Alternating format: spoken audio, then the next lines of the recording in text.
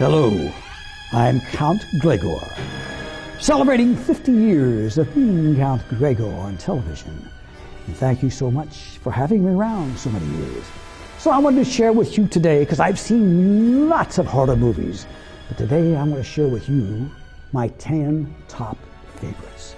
Starting with number 1, the original, well, not the original, it was made many times, but the best I would say was Frankenstein, starring Boris Karloff in 1931.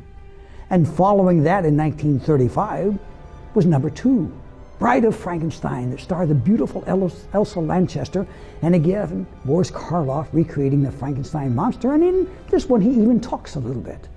And number 3, how could he ever forget and omit from any list the wonderful Bela Lugosi, who starred in Dracula, 1931.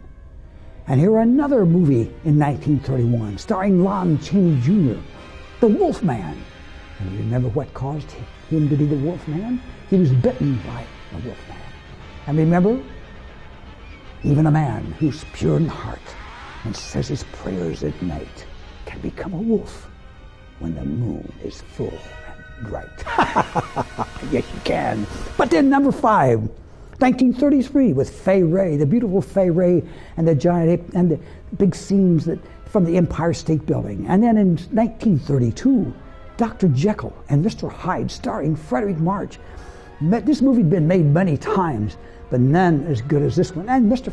Frederick March won the Oscar for his best performance in a movie that year. Then in 1942, Val Lewton, who was a famous director of many horror pictures at that time, and he directed Simone in The Cat People. And it scared me, believe me.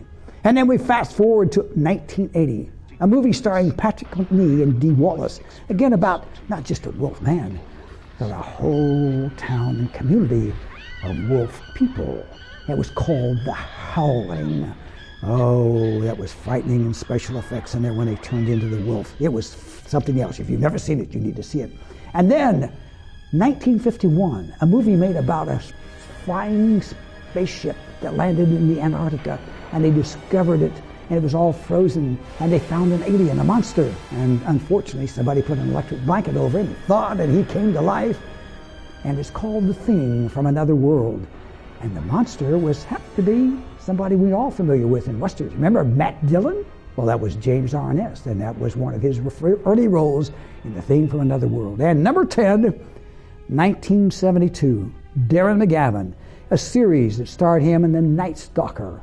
And the original movie that prompted to have them go into a series was something else. So any chance you get to watch The Night Stalker, do it. Matter of fact, on this Halloween, any chance that you have, and you can go to your DVD rental store and find any one of these movies to watch, or the collection of all of them, do so. It'll be a marvelous Halloween, and you'll have a great time. Trick or treat. Right now, I have some other stops I need to make, so I'll just sort of dash off. Happy Halloween!